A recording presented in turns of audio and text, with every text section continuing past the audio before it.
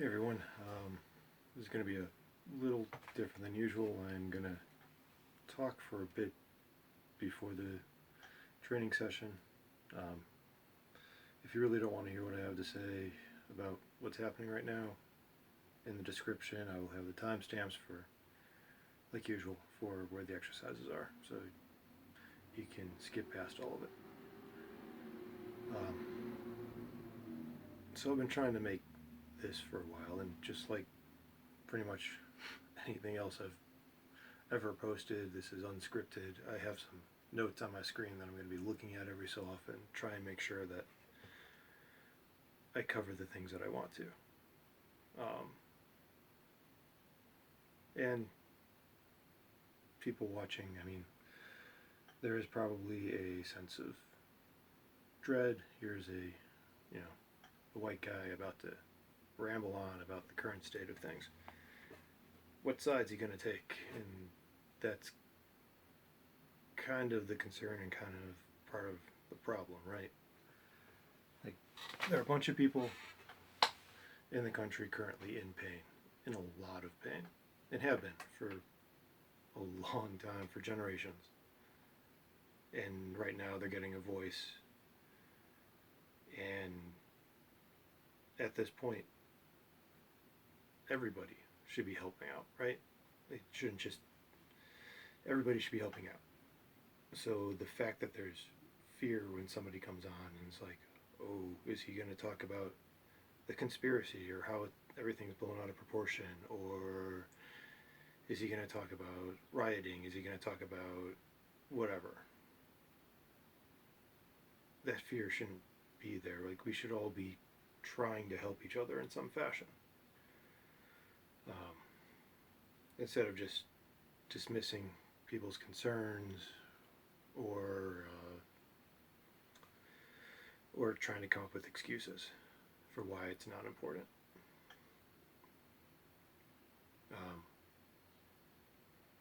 So I have been going all of last week. I've been going to the protests, and actually yesterday I took the day off to get some work done, which is a nice luxury that I have that many people don't have. And I'll admit, it was very nice to get back to status quo a little bit. But that's the problem, is that we can't go back to status quo. We need to actually fix the problem. This isn't really a time to celebrate. Not yet. Like, not probably for a long period of time. Yes, there are bills that are helping with things like police brutality, and they're bills in the works. They haven't been passed yet, but I mean, at a country level, we can't even pass a bill making lynching a federal crime. So until these bills are passed, there's nothing to celebrate. And once they're passed, until they're actually invoked or enforced, there's nothing to celebrate. Which makes it hard, right? It means that this battle continues and continues and continues. But it's been continuing for generations for some people, just not for others. And it probably should have been for everybody. Like, the civil rights movement never really ended. It never completely succeeded. There is racism inherent in our country, and we need to find a way to do something about that. And I don't have the answer. I really don't have the answer. I'm pretty sure it won't just be something that can be passed as a law. There's more to it. There's disparity of wealth in different communities, which leads to issues of generational disparity, which is a problem. And how do we help that? How do we fix that? don't honestly know. I really want to say that and make sure that people understand that, at least from what I've seen at the protests, and the protests I'm going to are in Denver, and they let people from the crowd get up and speak. And hearing that is what helps the most for me. I've unfortunately was not recording them all week.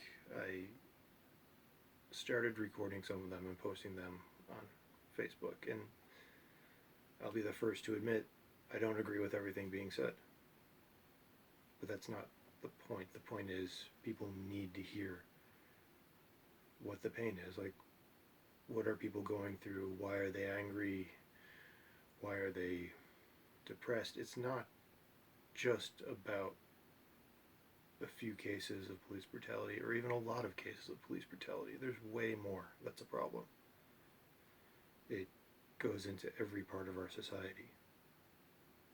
It's harder for people to get jobs. Like, from personal experience, I know that people's expressions and everything in how they look at a resume changes when they see the name.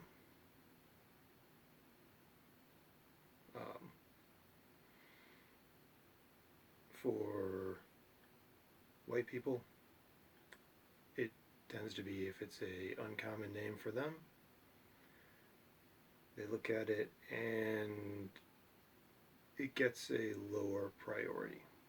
It's not necessarily that it's just cut out, but suddenly the whole thing is looked at with more skepticism.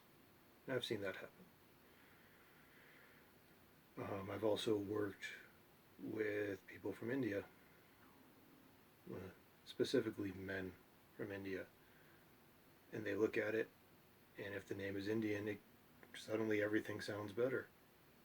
And if the name is female Indian, suddenly it goes to the bottom of the pile. And these are things that have been ingrained in us. It's not like most people are specifically trying to say this group's better than that group. But it's been ingrained in us our whole lives. And that's a problem. Like, there's the fear of the unknown,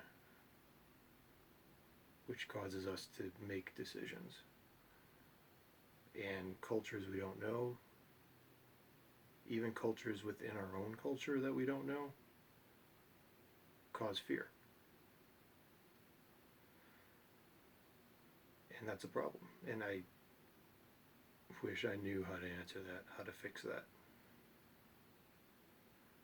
Because we need to fix that. And it's happening really strongly here in the US, but it is also happening all over the world.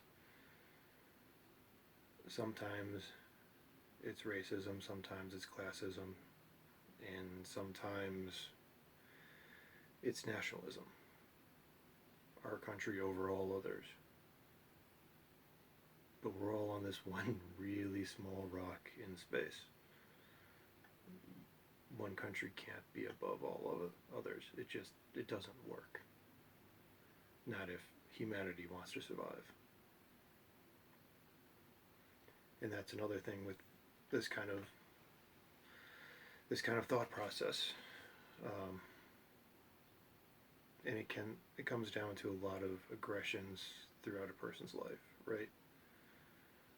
Looked at as if you're a thief, eventually most people get angry about that, and they may or may not be, like, steal as a, you say I am, here, look. It's not good, but it happens. But there's also, in education, this whole idea of you can only be a certain thing because of where you come from, because of the color of your skin, because of your sex.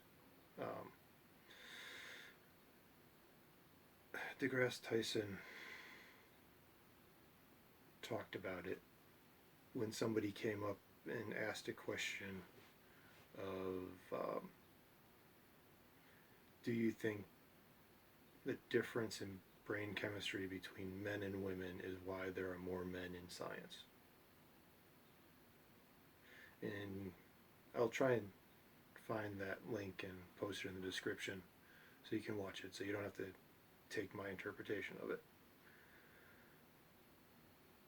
But from my recollection, he goes through and talks about how ever since he was a little kid, he wanted to be a scientist. And when teachers would ask him, what do you want to be? He said he wanted to be a scientist. And the response a lot of times was, wouldn't you rather do sports? Wouldn't you rather be an athlete? And because of his deep passion for science, he pushed past it. And the women who are in science, because of their deep passion for it, they've pushed past things, the comments like, wouldn't you rather, be at home? Which is a terrible comment in the current age, but they push past it. But how many people were discouraged by it?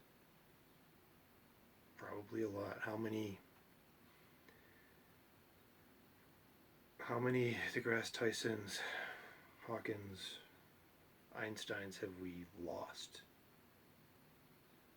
That whole ideal future that they used to draw of, people in flying cars in a perfect world, utopian society. How far from that are we because we've put people down?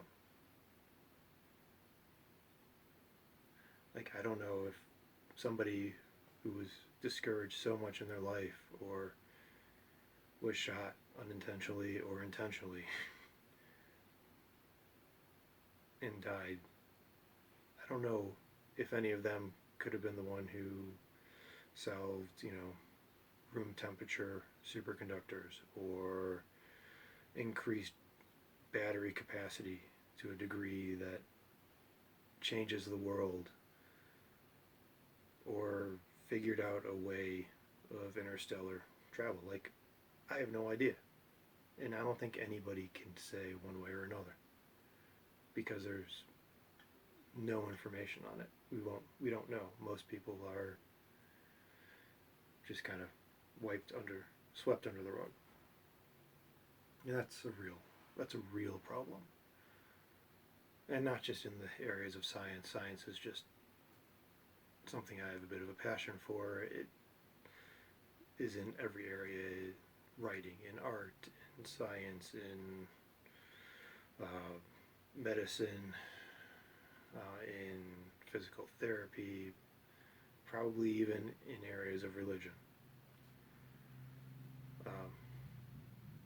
So that's a big concern. I also apologize for all the ums. Like I said, this is completely unscripted. This is just me talking about the issues I'm currently seeing. So I'm going to go look over and make sure, because I've covered pretty much nothing on the list of things I wanted to cover. So some people are saying black on black violence, the numbers are much higher than police brutality. That's comparing apples and oranges. A lot of it stems from similar problems of disparity in the communities. But it's kind of like comparing two kids that are fighting versus a teacher that is beating the children.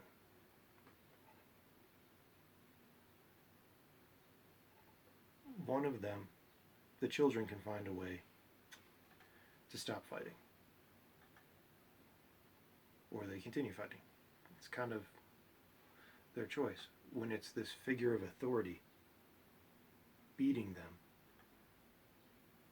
they can't say no. They can't say don't do this. They can't stop the problem.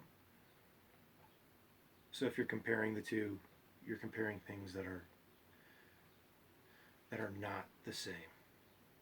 Both are problems, definitely. And if you go to the protests and listen to people talking, you'll say they're not saying that police brutality is the only problem. They're not saying police brutality is even the main problem. It's a problem. And there are so many other problems caused by the racism still existent in this country. There was a person from West Africa yesterday, or the day before yesterday, who got up and spoke. And he came to the U.S. because it is a country of opportunities. And when he got here, a lot of that was true. Like, if you're hungry, there's food. You can get food. If you need housing, you can find housing. But it was also the first time he ever experienced racism. Because in his country, everybody pretty much looked the same. And when white people came and they gave people candy and things like that. So they were good. So there wasn't racism. And this is the first time he's ever experienced it.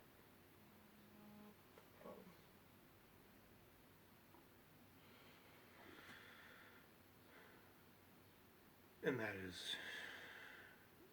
And so he was down at the protest trying to make sure that this did not happen again. Well, did not continue to happen. So that his children wouldn't have to experience it. So that America could be completely the dream that he sought out. And that's kind of deep. And most of us don't see it. It was the same with me. I had friends who would tell me about it when I was growing up, and since those experiences never happened to me, I assume they weren't real. And it's the same if you're a minority. Just because it didn't happen specifically to you doesn't mean you should close your ears and say it doesn't happen to anybody.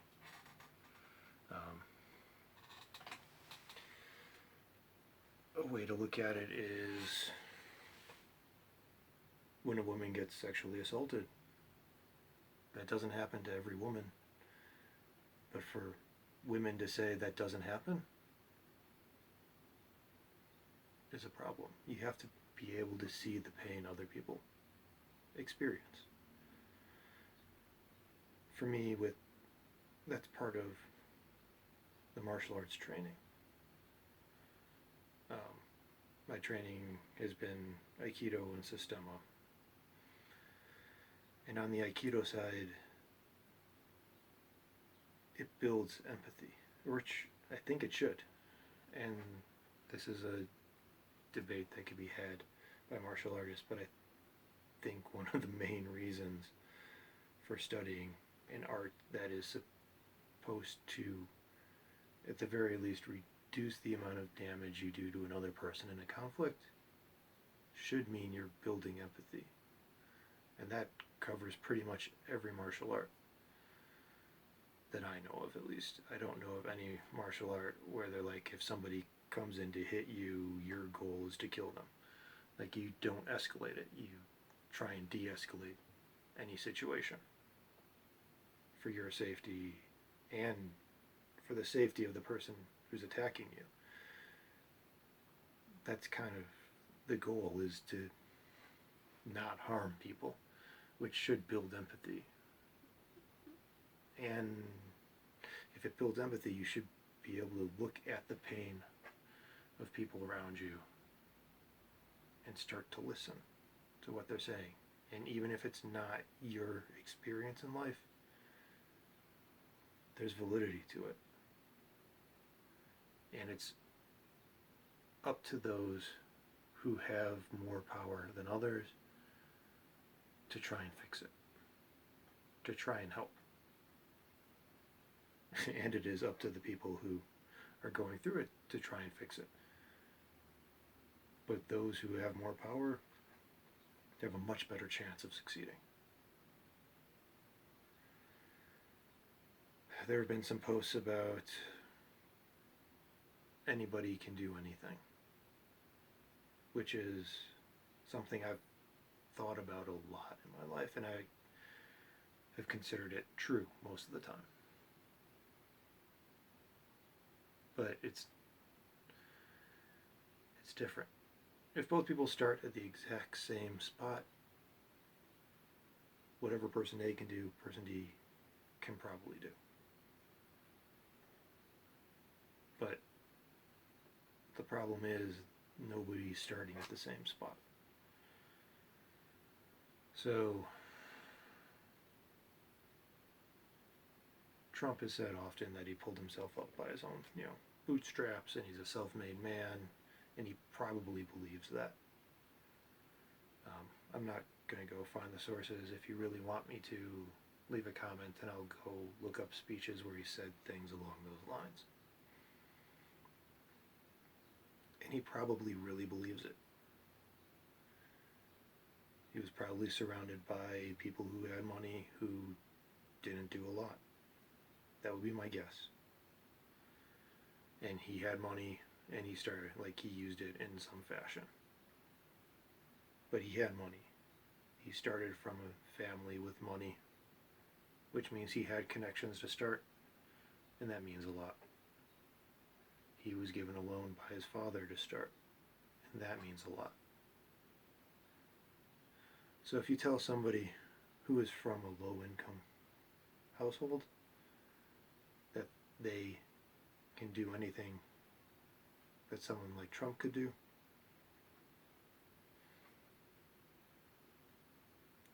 it's probably not right. It's what we should shoot for, most definitely. But if you're running a 1K race, Trump starts 0.1K from the finish line, and somebody from a low-income housing starts about 60K before the start line. And you tell them to run, and whichever one makes it to the end is the winner. Makes it to the end first is the winner.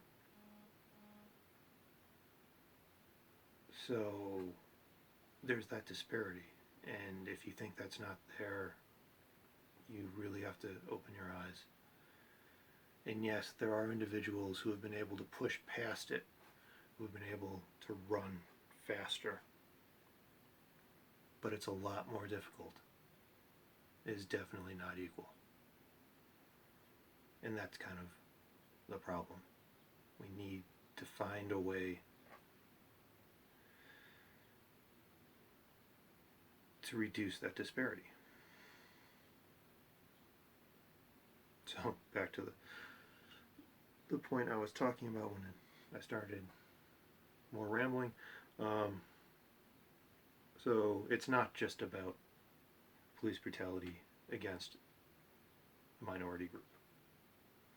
If you go to the protests, it's about the systemic racism in our culture that needs to change. And it's not just racism, it's racism and classism, basically based on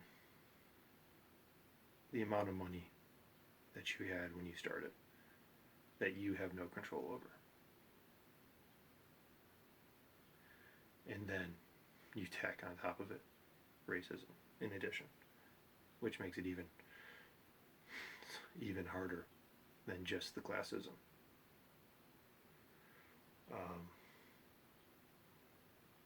And that, so others have talked about it, why aren't we marching for for police brutality against white people.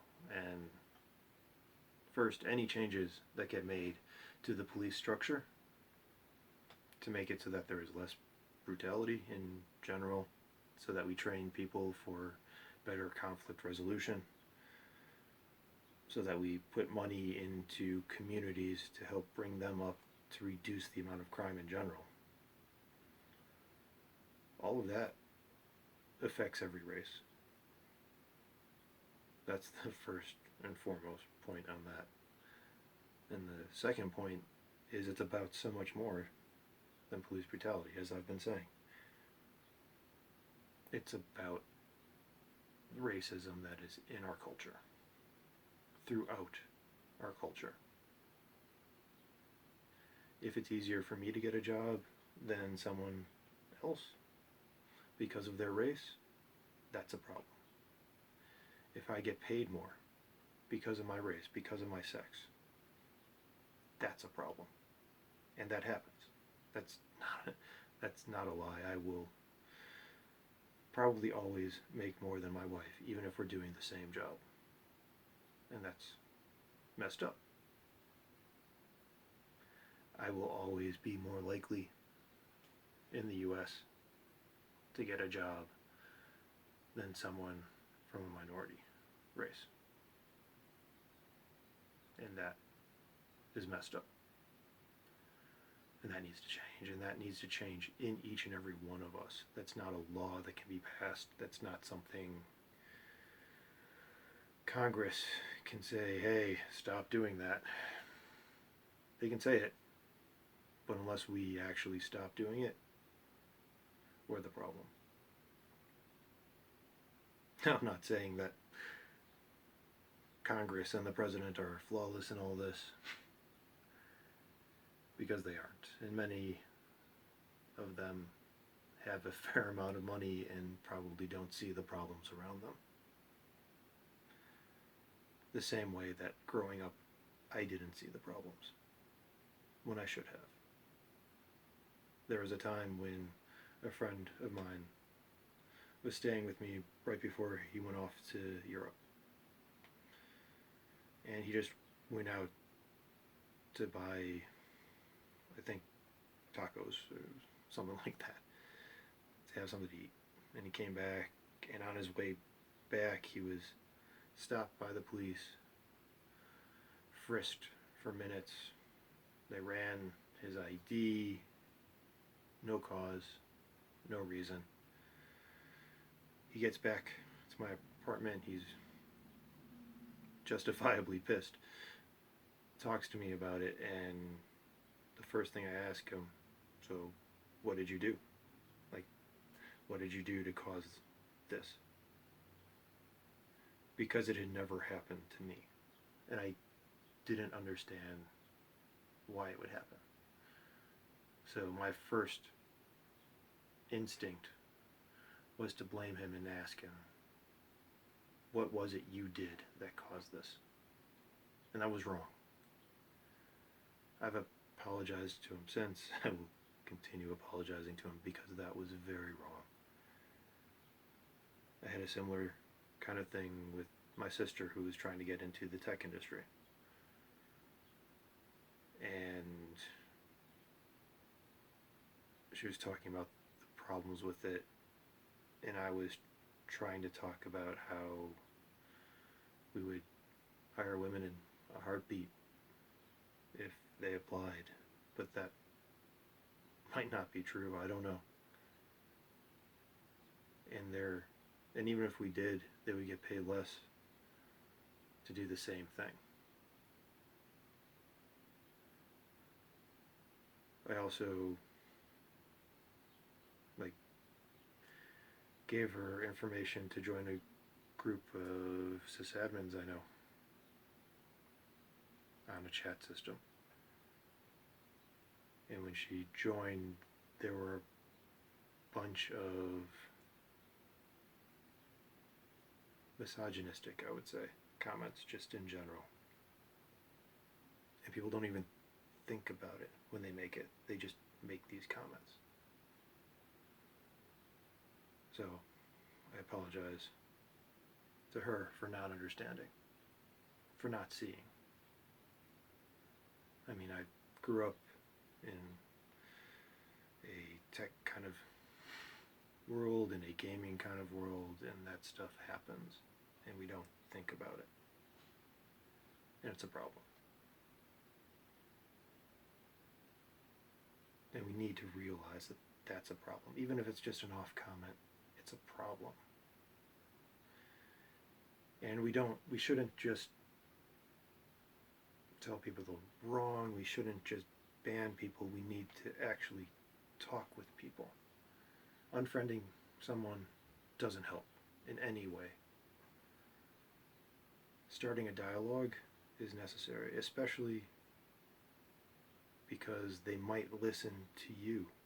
If they friended you on Facebook or follow you on Twitter or Instagram, or they're part of your family, or they're an actual friend in real life,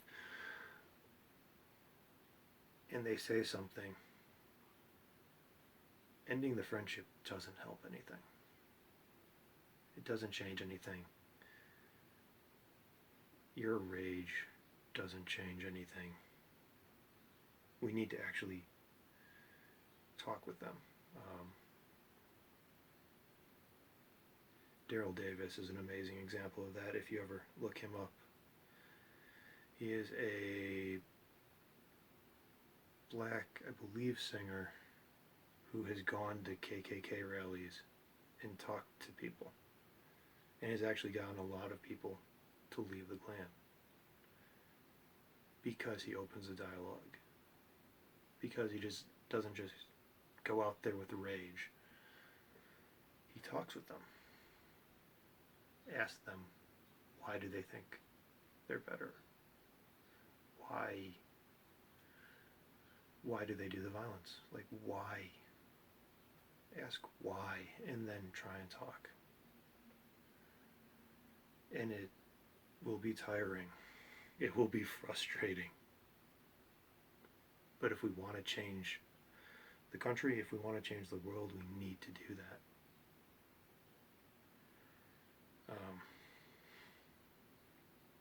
So something I've adopted with martial arts.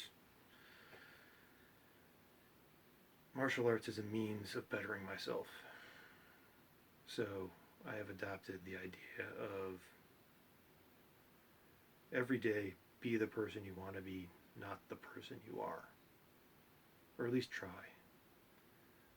And what you kind of notice is once you reach the person that you wanted to be in the past, you want to be this. You then want to be somebody even better. You try for that, and try, and try, and try. I am reaching a maximum size. I need to stop and start again. All right. Sorry, there'll probably be a little blip because I reached the maximum size. So yeah, this is part of that whole be the person you want to be. I definitely have faults. I've told you about two very obvious ones that I've had in the past. I have way more, but I try and be better. And like I said, once you reach that better, you'll want to be better than that. And you'll keep growing and trying. And removing racism is along those lines, I think. We need to try and remove it. We need to make the world better. And once we get to that better, we need to make it better than that. So even if it's just an off comment somebody makes, try and talk to them about it. It may not work, but unless we try, we don't know. And try over and over and over again.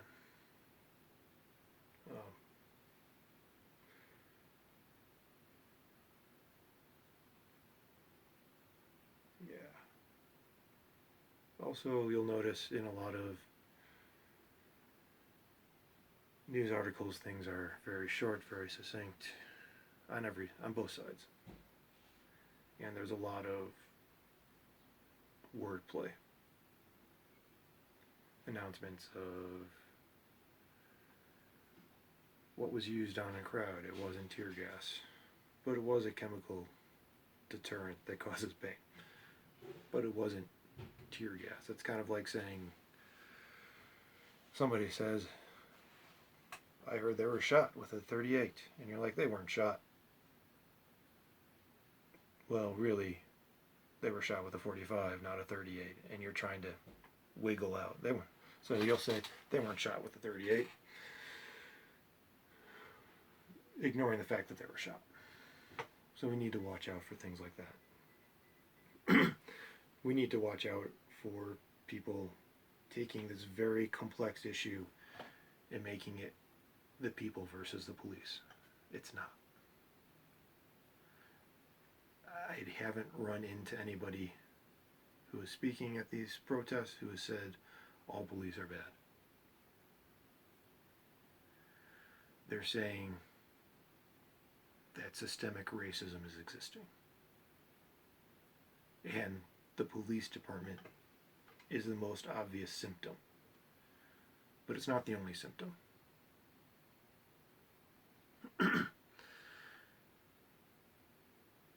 And I think that covered,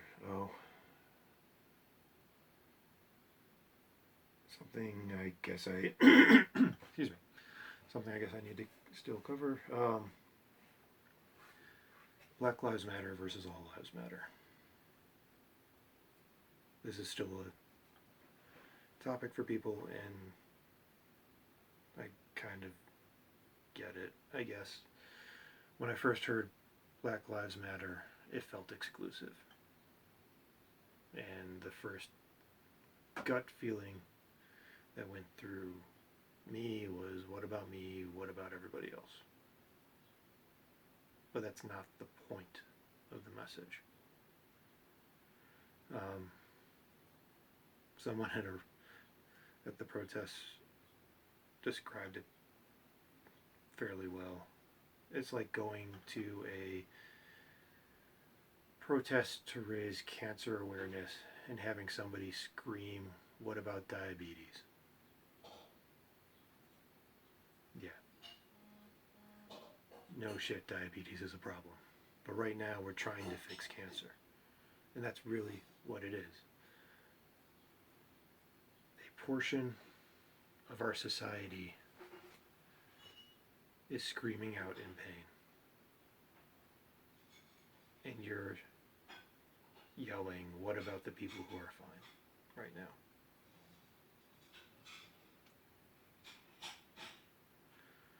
Other ways it's been described is you have buildings in a community burning. Why would you ask the police, or the fire department, to spray water on the houses that are fine before handling the houses that are burning? I would get, from that analogy, I would get spraying water on houses right next to it so they don't catch. But you still, the main focus is the house that's burning. And that's what Black Lives Matter is. All lives won't matter unless Black Lives Matter. And right now, that section is in pain, in a lot of pain. And we need to find a way to help. So that was my rant. Thank you for listening, assuming you've listened. The exercises,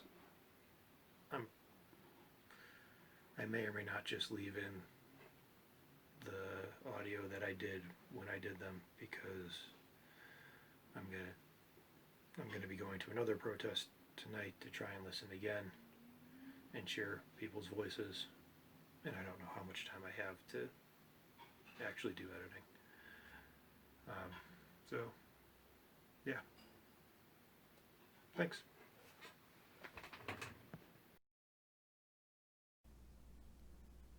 These exercises are actually going to be pretty basic, so all you'll need is an interval timer. You can get one off of basically any app store, and all it's going to do is you're going to have a long period in which you do movement exercise and then a short period where you hold whatever position you're in. And that just repeats over and over again. All right.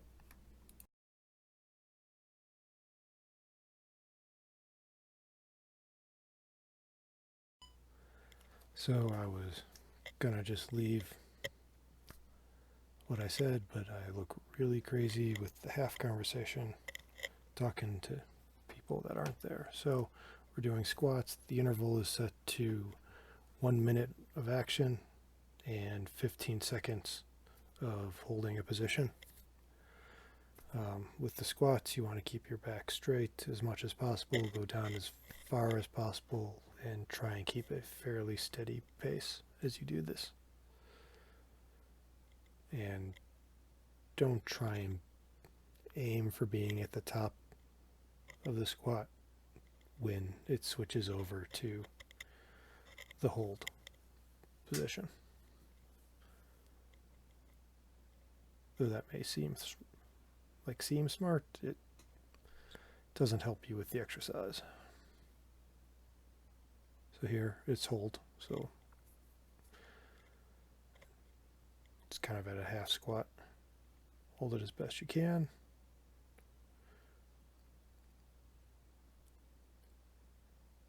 The 15 seconds is up and you go back to doing your squat.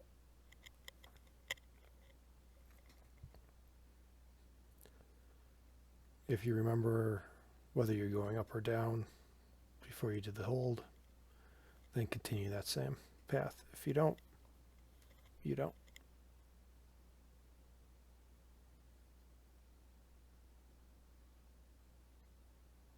Somewhere in here, this is being considered or compared to Mario Kart because the interval timer I have does a 3 beep thing for starting, just like the old races.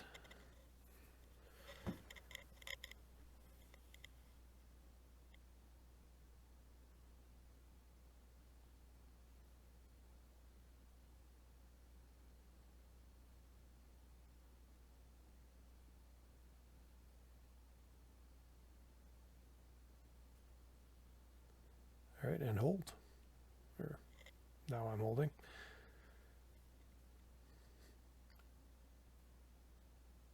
Yeah, there's definitely a little adjustment there as I got a little higher. But we do the best we can. All right, and then we keep going.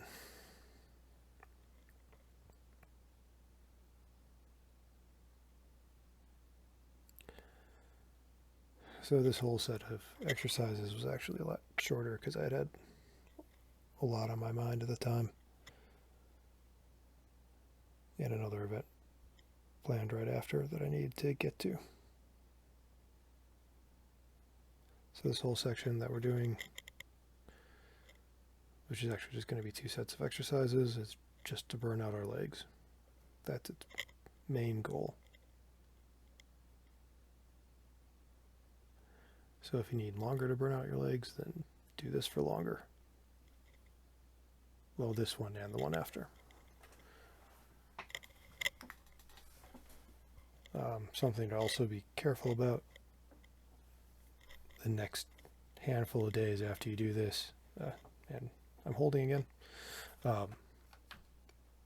Be careful about stairs. Your legs will hurt. If you really burn them out, they might give at a time that you don't expect.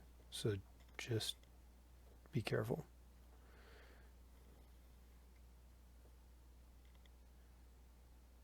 Stupidly, I did this before a week of protest that I didn't know was going to be happening.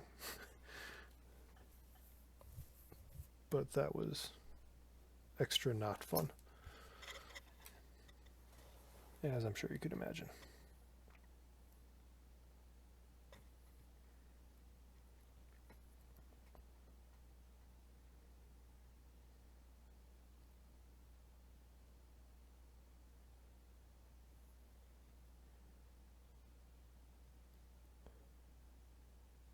Squats are getting a little sloppier than they should. Ideally, I would stay even more upright, less bending at the waist, but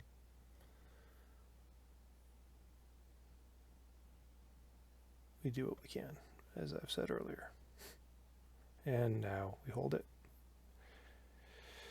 So there, I'm pointing out to somebody else that kept ending on the top. Like even here I have a partial squat going, that they were finishing their squat and holding at the top, which isn't really holding. And we start moving again. This is the last rep that my group is doing. Like I said, if you need more, do more.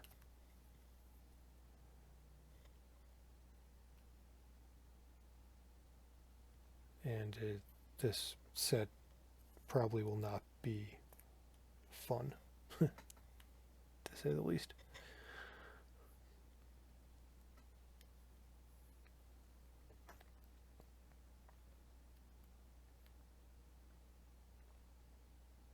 If you can do them with other people, it does help, because then you can all make jokes and make sure that you all keep doing the exercise.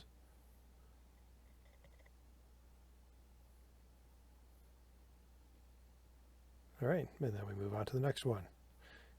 Calf lifts. If you have a edge that you can stand on so that your feet go lower, like lower than flat, that's great. If you don't, you can just use a standard piece of floor and go to the ground and up and down. You can also use like the edge of a stair. Just be careful.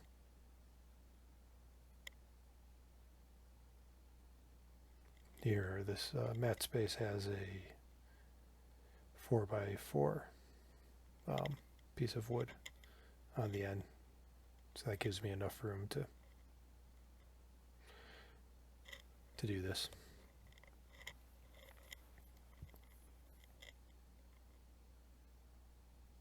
Sorry, still kind of tired. Been a long week. Alright, so now we're holding. And it's just like before, whatever position you're in, you hold. For me, this is a little bit lower than the ground. And then you start going again. And it's the same set of intervals. 1 minute of motion, 15 seconds of holding. But doing this after the squats, your legs should already be kind of tired. Don't lock your knees. Keep your knees a little bent during all of this.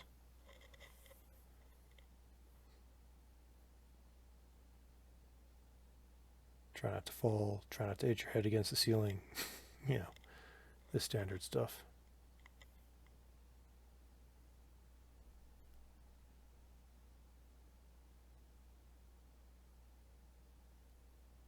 And it will get harder to do given time.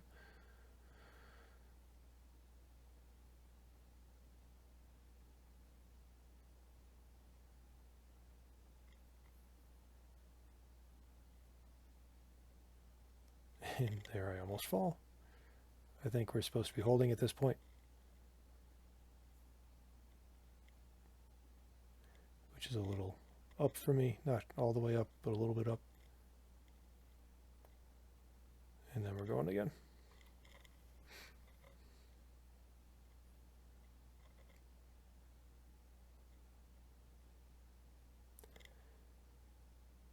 So for this, my feet are actually the balls of the feet that are on the board. My toes are just a little over it, and my arch and heel are off.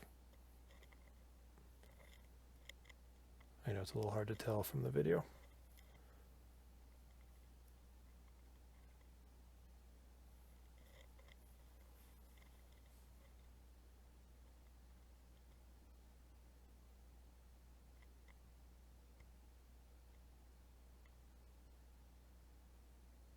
And I guess we're not holding it.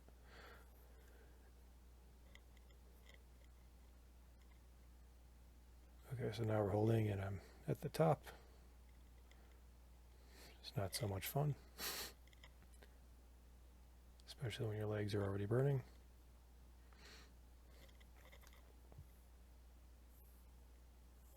And we're going up and down again. And I almost fall again.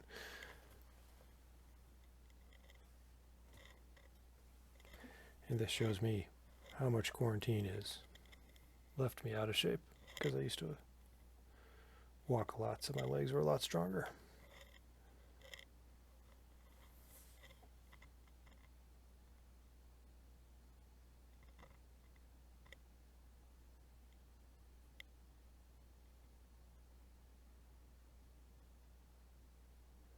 And you probably can't see, but my legs are shaking by this point, which is why it's hard to stay balanced.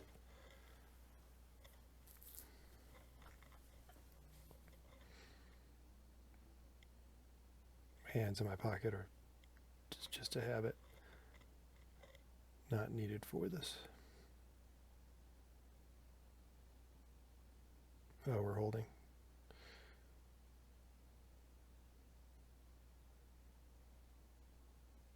Trying not to fall. And then we're going again.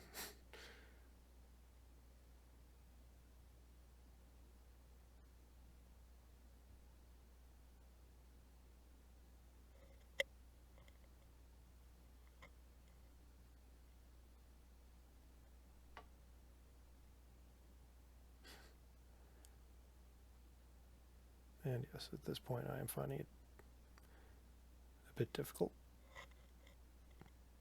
to say the least. Which is why you see all the stumbling, losing balance kind of stuff.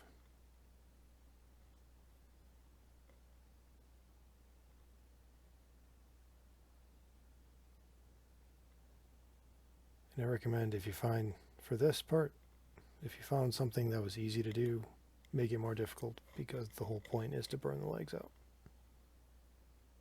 Alright, so now your legs should be thoroughly tired, so shake them out a little bit.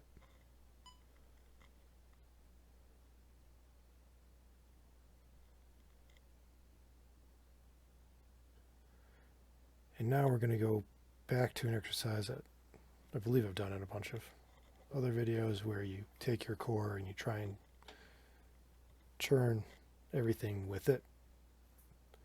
And now that your legs are burned out, you should, keeping your feet completely flat, you should really be able to feel the pull throughout the leg. And that was the reason for burning everything out, was so you could really feel that connection.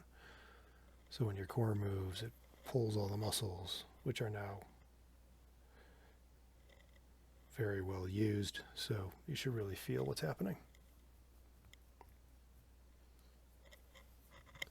And just like the other times I've done it, I tend to have it pull and then just release it so it snaps back. You can also keep the tension and go both directions, more like you're moving through syrup or something. So there's this constant pressure, which will help build the muscle, but I'm just using this to better build the understanding in my own body, the feeling in my body, not so much to build the muscle.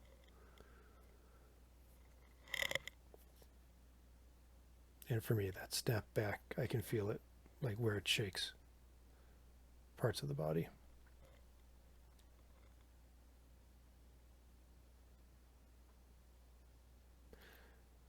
Alright, so I was really on a short time schedule, so we didn't do this for very long. I recommend doing it longer than I'm doing it. Same with the next exercise. So we're going to add in the arms for what in Aikido is a kokyu motion. So again, it's going to be we're going to try and get the core to turn, and you let that turn the arm a little bit and throw the arm out. And then on the way down, you'll feel the pinky curls in and the pinky pulls out for the arm, and you'll feel the same things that you have been feeling in the previous exercise with the legs.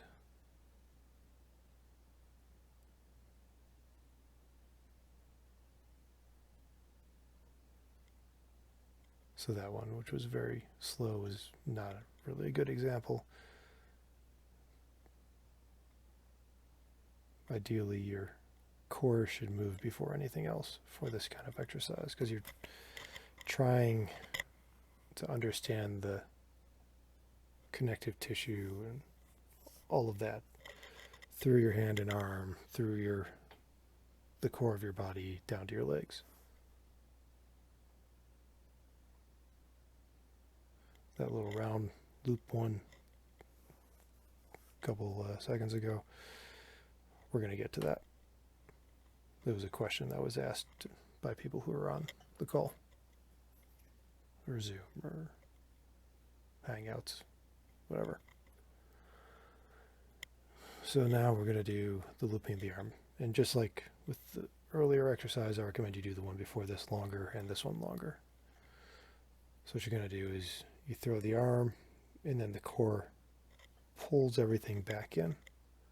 So you have this kind of circular motion.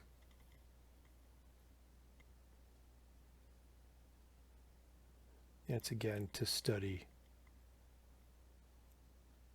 what's connected to what and how it's connected, and how can you actually make parts of your body move with a bit more strength than normal.